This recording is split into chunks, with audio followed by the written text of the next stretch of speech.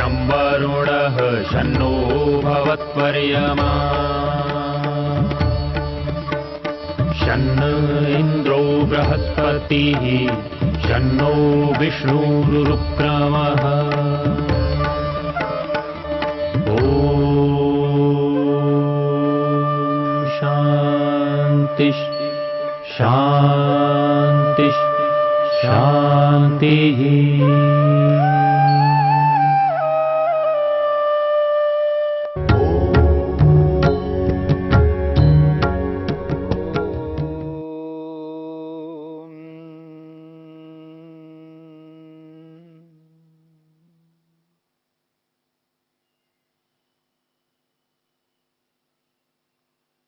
असंप्रज्ञा समाधि को प्राप्त करने के उपायों में पहला उपाय श्रद्धा, श्रद्धा को लेकर के हम विचार कर रहे हैं।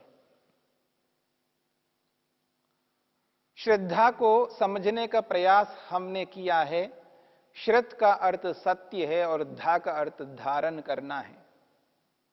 जिस व्यवहार से, जिस क्रियाकलाप से सत्य को धारण किया जाता है उसी का नाम श्रद्धा है। और श्रद्धा उस स्थिति में उत्पन्न होती है जिस स्थिति में सत्य को हमने स्वीकार किया हुआ होता है। इसलिए वेद भी यही कहता है और ऋषि लोग भी यही कहते हैं, सत्य को धारण करना। दृष्ट्वा रूपे व्याकरोत् सत्यानृते प्रजापतिः। दृष्ट्वा रूपे व्याकरोत् सत्यानृते प्रजापति। ये जो बात कही है, परमपिता परमात्मा ने सत्य और अनृत रूपी झूठ को व्याकरोत् अलग अलग किया है।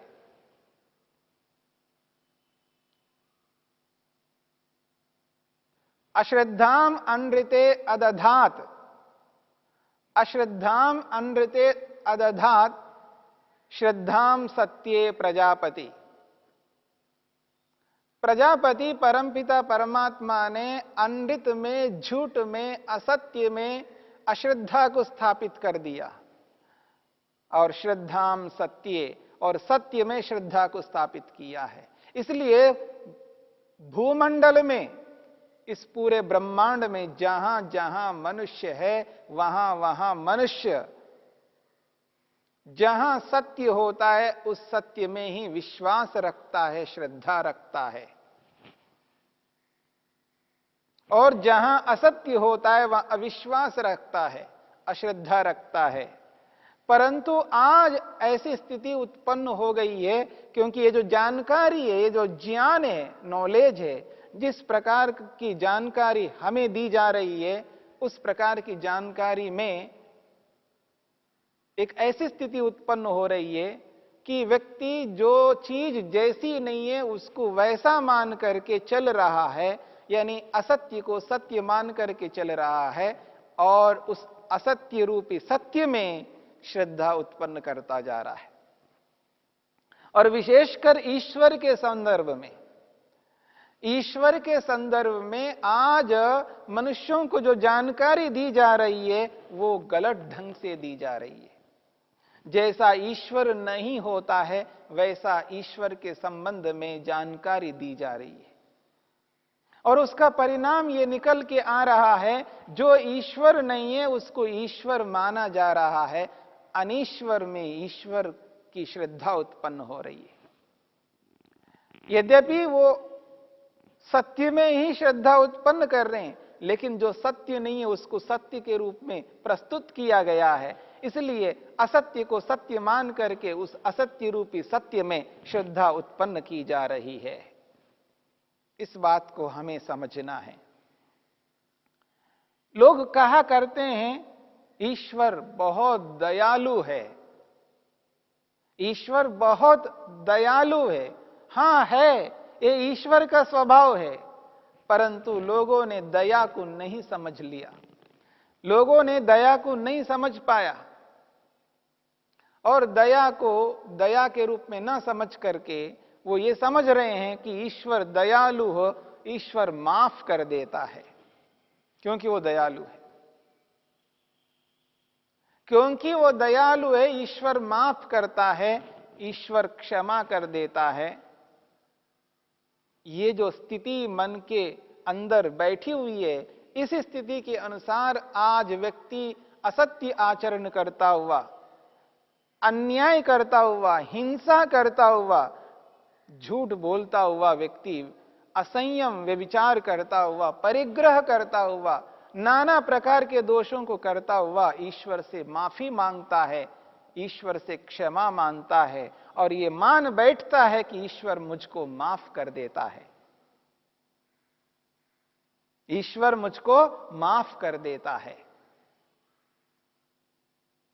और एक ओर से व्यक्ति असत्य आचरण करता हुआ, दूसरी ओर से ईश्वर से माफी मांगता हुआ ये मान बैठता है कि मैं गलत करूंगा, ईश्वर तो माफ करता ही है। जो ईश्वर जैसा नहीं है उस ईश्वर को वैसा माना जा रहा है, वैसे बताया जा रहा है कि ईश्वर माफ करता है। और ये माना जाता है कि गंगा में जाकर के डुबकी लगा दो, सारे पाप धुल जाएंगे, यानी पानी उसके पापों को धोने वाला बन रहा है। यानी गंगा में नहाने मात्र से व्यक्ति के पाप धुल जाते हैं। गंगा पवित्र है, हां पानी पवित्र है, परंतु पानी जो पवित्र है वो शरीर को तो पवित्र कर सकता है, पर वो मन को पवित्र नहीं कर सकता। इसलिए महर्षि मनु महाराज ने एक बात कही, अद्भिर्गात्रानि शुद्ध्यन्ति। अद्भि यानी पानी, गात्रानि शुद्ध्यन्ति, ये जो पानी है ये शरीर को शुद्ध कर सकता है। अद्भिर्गात्रानि शुद्ध्यन्ति मनः सत्येन शुद्ध्यति। ये जो मन है, मन जो मलिन हो रहा है असत्य आचरण करके, अन्याय कर करके, पापाचरण कर करके, तो मन की शुद्धि पानी से नहीं बताया है। मनु महाराज कहते हैं मन की शुद्धि सत्य से होती है। मनः सत्येन शुद्ध्यति, मन जो है सत्य से शुद्ध होता है। वेद भी यही कहता है, समस्त ऋषि लोग भी यही कहते हैं। यदि मन के पापों को धोना है, मन को शुद्ध करना है तो सत्य से करो। असत्य आचरण करके, ईश्वर से माफी मांग मांग करके हम उन पाप कर्मों को धो नहीं सकते। अगर ईश्वर माफ करता है, क्षमा करता है, ईश्वर दयालु है, वो क्षमा करता है और मेरे पापों को माफ कर देता है, तो जिनके प्रति मैंने गलत किया है, जिनके प्रति मैंने असत्य आचरण किया है, उनको क्या करेगा? क्या उनके प्रति अन्याय करेगा? मैं आपको एक छोटा सा मोटा सा उदाहरण देता हूं। किसी व्यक्ति के पैसे हैं और उस व्यक्ति के पैसे मैंने चुरा लिया, चोरी कर दिया। उसके 1 लाख रुपए मैंने चुरा लिया और वो जो 1 लाख रुपए है जिसको लेकर के वो अपनी बेटी की शादी करना चाहता है, वो गरीब व्यक्ति है और पैसे ना होने के कारण से उसकी शादी, उसकी बेटी की शादी टूट गई। व्यक्ति परेशान हो रहा है, दुखी हो रहा है और पैसा कहीं से ला नहीं सकता। उसके पास इतना सामर्थ्य नहीं है कि वो और कहीं से पैसा लाए, क्योंकि अभी वो कर्ज में डूबा हुआ है और कर्ज नहीं कर सकता है, परेशान है, दुखी है। उसके प्रति अन्याय किया मैंने क्योंकि मैंने चुराया। और मैं क्या करता हूं? ईश्वर से माफी मांगता हूं। और कैसी माफी मांग रहा हूं?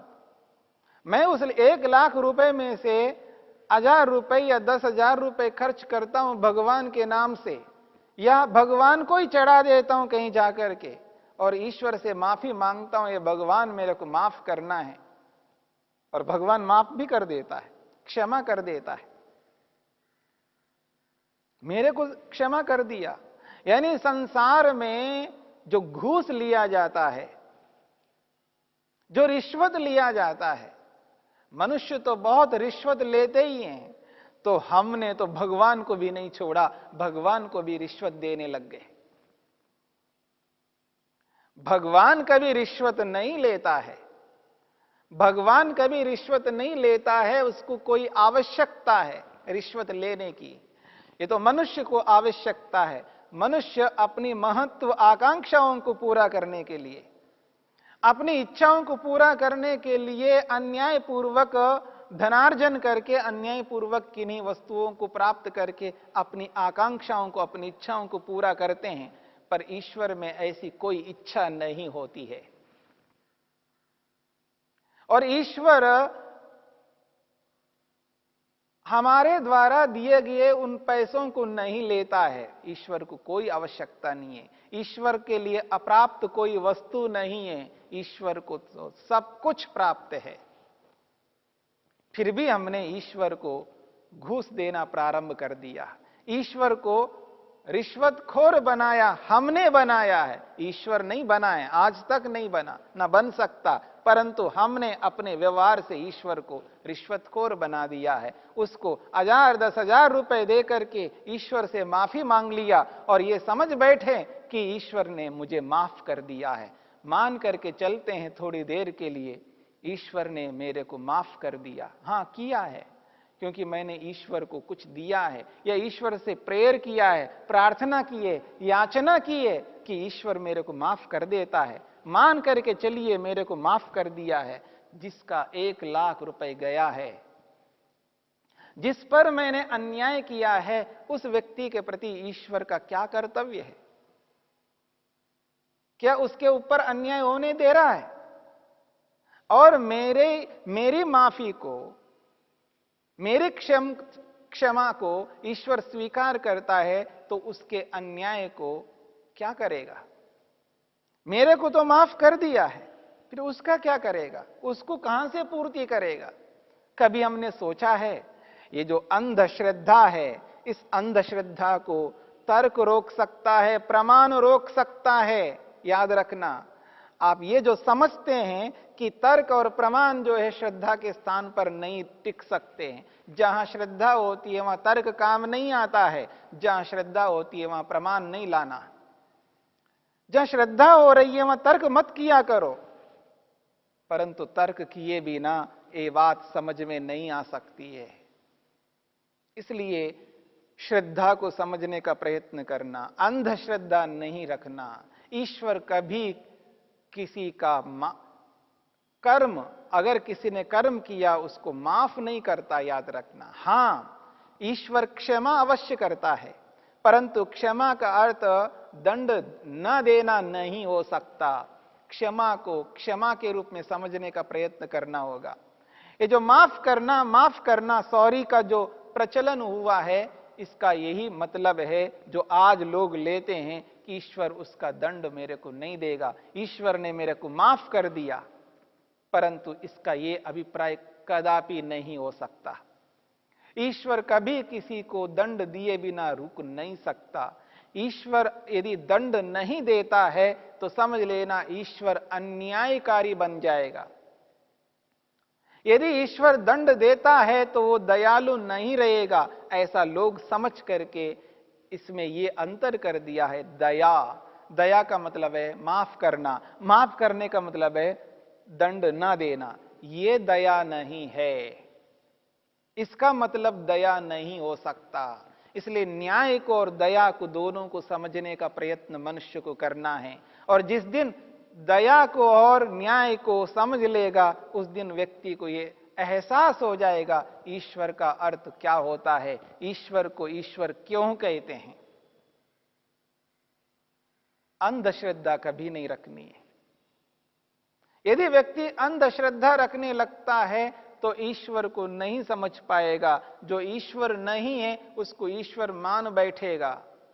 और ऐसा अंधश्रद्धालु व्यक्ति कभी पाप कर्मों को त्याग नहीं कर पाएगा, क्योंकि अंधश्रद्धालु व्यक्ति के मन में ईश्वर माफ करने वाला होता है, दंड न देने वाला होता है।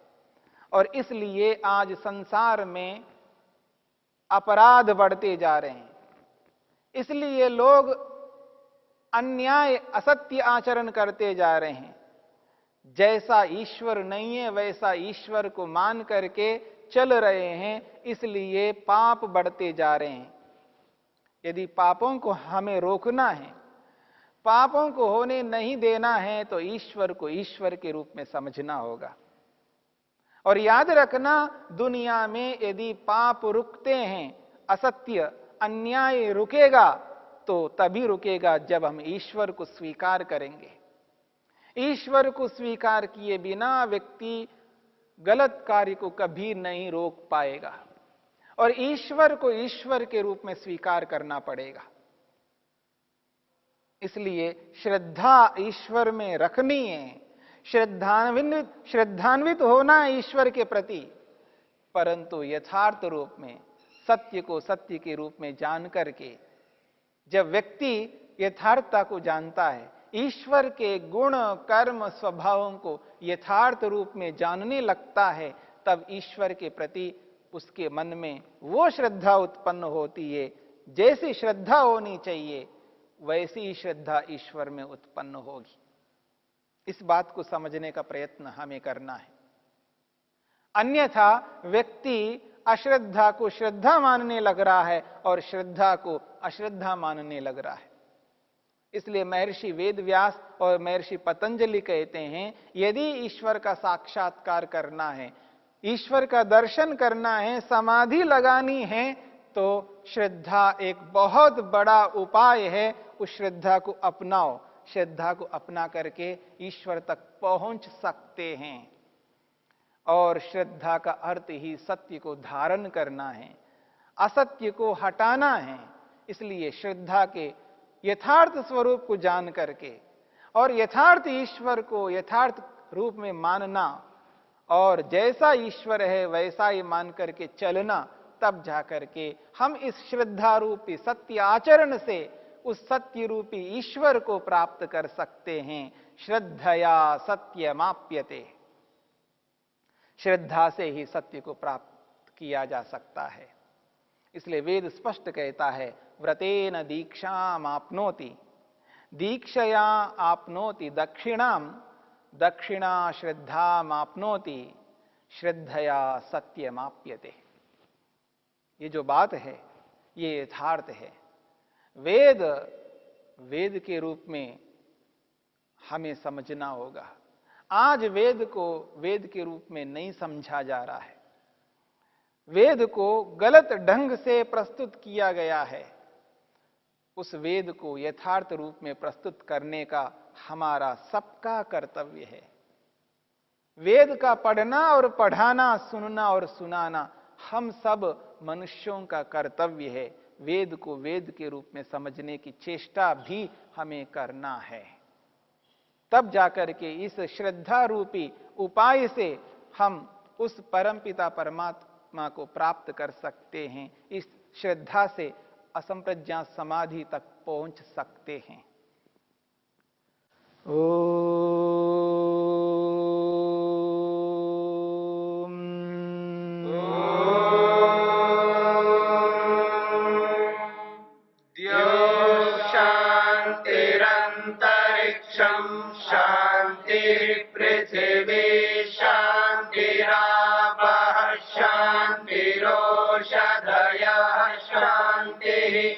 वनस्पतयः शान्तिर्विश्वे देवा शान्तिर्ब्रह्म शान्ति सर्वं शान्ति शान्तिरेव शान्ति क्षमा शान्तिरेधि। ॐ शान्ति शान्ति शान्ति।